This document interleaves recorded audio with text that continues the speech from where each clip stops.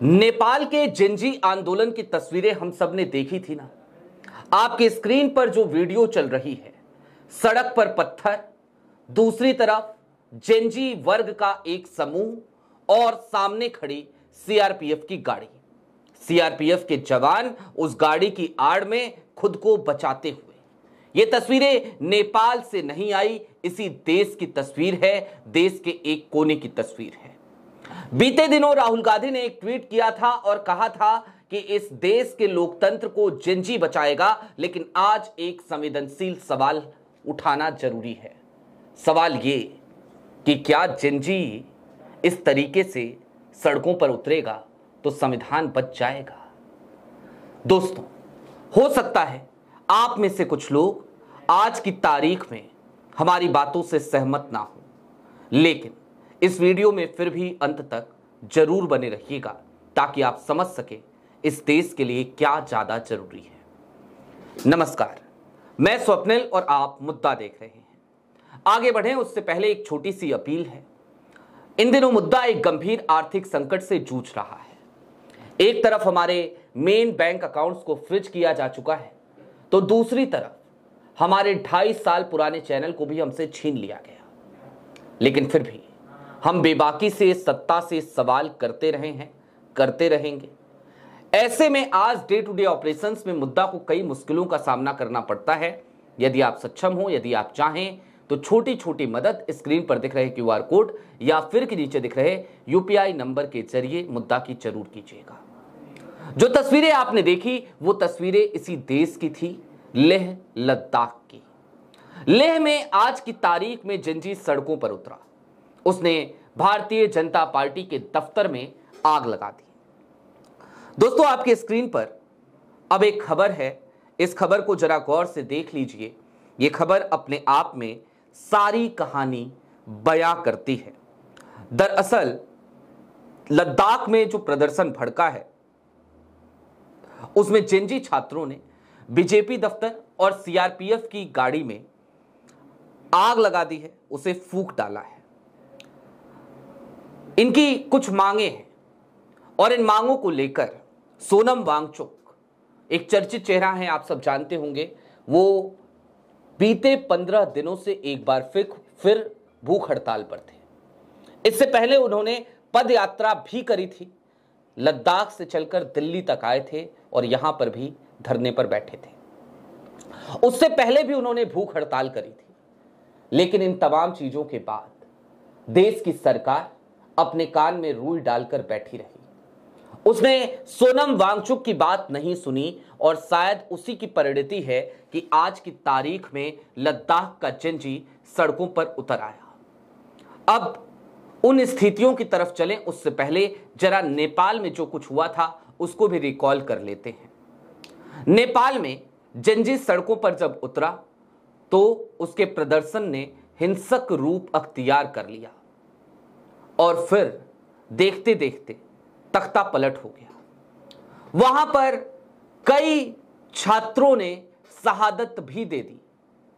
मैं उन्हें शहीद ही कहूंगा, लेकिन क्या वो भटके हुए नहीं थे या फिर कि क्या उन्हें भटकाया नहीं गया था? इसका जवाब आज अपने जहन से पूछिए। दोस्तों, भारत एक बड़ा लोकतांत्रिक देश है।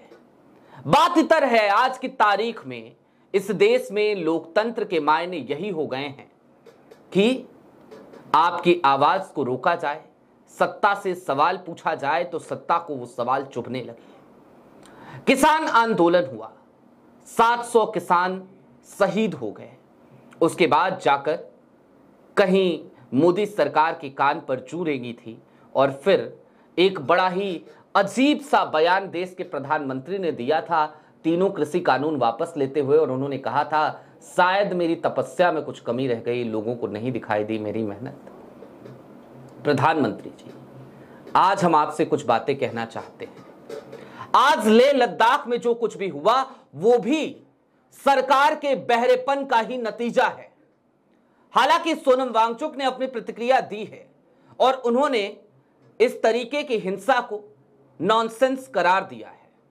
मैं भी सोनम वांगचुक का समर्थन करता हूं। और मैं लेह लद्दाख के उन तमाम जेनजी वर्ग के लोगों से यह कहना चाहता हूं, उन बच्चों से यह कहना चाहता हूं, 1996 के बाद जन्मे वो तमाम बच्चे, मेरा खुद का जन्म 1996 का है, मैं जेनजी नहीं हूं, लेकिन 1996 के बाद जन्मे वो तमाम बच्चे जो इस वर्ग से आते हैं, जिनके हाथों में आज की तारीख में किताबें, कापियां, कलम ये होनी चाहिए थी, वो सड़क पर पत्थर लेकर जब उतरे हैं तो उन्हें इस बात को समझना चाहिए कि ये देश नेपाल, पाकिस्तान या बांग्लादेश नहीं है, ये हमारा भारत है, गांधी का भारत।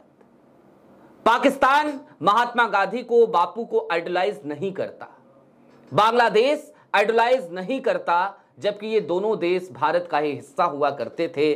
गांधी ने इन सब की आजादी की लड़ाई लड़ी थी, ये नहीं करते, नहीं करते, लिहाजा वहां कोई गांधी नहीं है।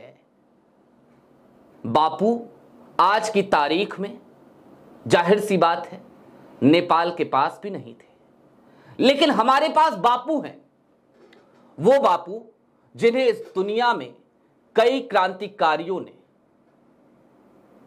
आइडलाइज किया, नेल्सन मंडेला जैसे लोगों ने जिनको अपना आदर्श माना, अल्बर्ट आइंस्टीन जिनसे प्रभावित हुए, बराक ओबामा अमेरिका के पूर्व राष्ट्रपति, जब उनसे किसी ने सवाल पूछा कि आपको यदि पास्ट में जाने का मौका मिले तो आप क्या करेंगे, तो उन्होंने भी यही कुछ वैसा ही बयान दिया था जैसे आइंस्टीन का बयान था। उन्होंने कहा था कि मैं तो पास्ट में जाऊंगा, महात्मा गांधी के साथ बैठूंगा और उनके साथ लंच करना चाहूंगा, हालांकि वो बहुत कम खाते थे। यानी कि देश के पास जो सबसे बड़ी विरासत है वो हमारे बापू की विरासत है, नेहरू और गांधी की विरासत का देश है ये, और इस देश में इस तरीके के प्रदर्शन की कोई जगह नहीं है, नहीं होनी चाहिए। लेकिन फिर सवाल वही है, जिम्मेदार कौन है जिम्मेदार? सोनम वांगचुक 15 दिन से भूख हड़ताल पे बैठे हैं, बात करने को यह सरकार तैयार क्यों नहीं होती? सवाल है। सोनम वांगचुक लेह लद्दाख से चलकर नई दिल्ली तक आते हैं, यहां पर आते हैं तो यहां पर भी धरने पर बैठते हैं, यह सरकार सुनती क्यों नहीं? सवाल है।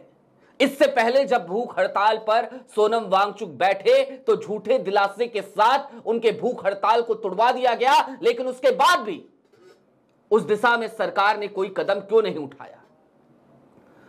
और आज क्या मांग रही है लद्दाख की जनता, लद्दाख के लोग? उनकी 4 मांगे हैं। पहली मांग, लद्दाख को पूर्ण राज्य का दर्जा दिया जाए। यह मांग शायद वहीं से तो जन्मी है ना, जब खुद इस देश की केंद्र सरकार ने यह वायदा किया था देश की सबसे बड़ी पंचायत में, और साथ ही साथ देश के सबसे बड़े न्यायालय यानी कि सुप्रीम कोर्ट के सामने भी अपने वचन को दोहराया था कि उचित समय आने पर हम पूर्ण राज्य का दर्जा देंगे।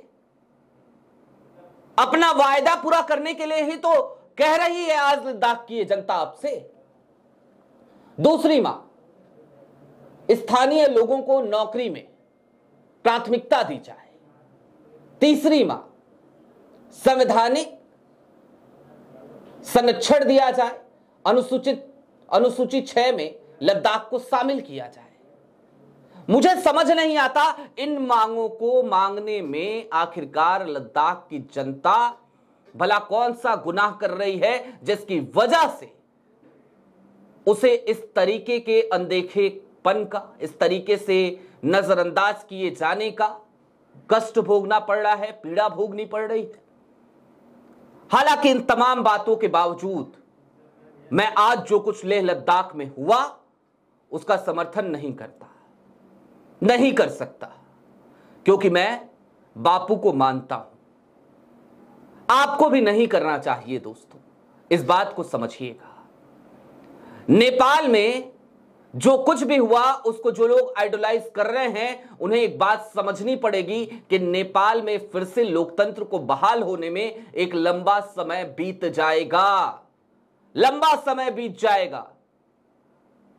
तख्ता पलट तो हो गया, लेकिन एक लंबा समय बीत जाएगा नेपाल को फिर से अपने लोकतांत्रिक परिवेश में वापस आते आते। भारत इस तरीके का जोखिम नहीं उठा सकता, और भारत के लोग समझदार हैं। हमें उम्मीद है कि ये जो तस्वीर आज आई, ये तस्वीर अब फिर नहीं होगी, फिर कि देश के किसी कोने से ऐसी तस्वीर नहीं आएगी, आनी भी नहीं चाहिए।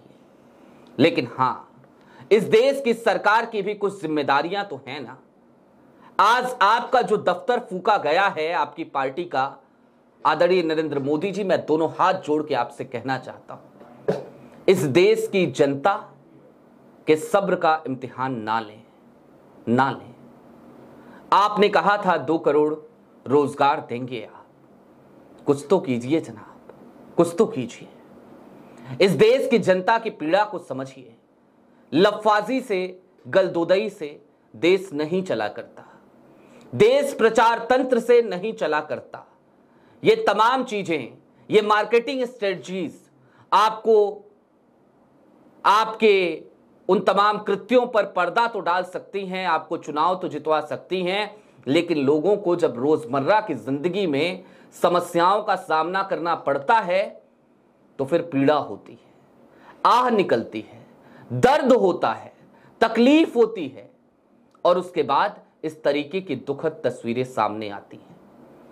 मैं सोनम वांगचुक का एक बार फिर धन्यवाद करना चाहता हूं कि उन्होंने कम से कम इस देश की लोकतांत्रिक व्यवस्था के अंतर्गत इस तरीके के प्रदर्शन को न सिर्फ दुखद कहा बल्कि मूर्खतापूर्ण कहा, नॉनसेंस कहा, और साथ ही साथ उन्होंने आज एक दुख भी जताया कि शांति के मार्ग पर जिस तरीके का प्रदर्शन वो कर रहे थे, आज वो उसमें असफल हो गए हैं।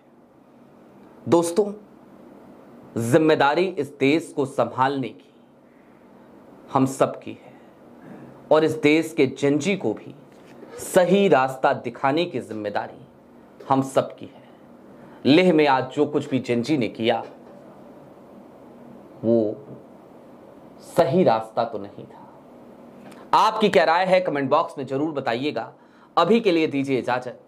चलते चलते फिर वही अपील, चैनल पे नए हो तो सब्सक्राइब करते हुए जाइएगा, सक्षम हो तो मुद्दा की छोटी छोटी मदद जरूर कीजिएगा। बहुत शुक्रिया।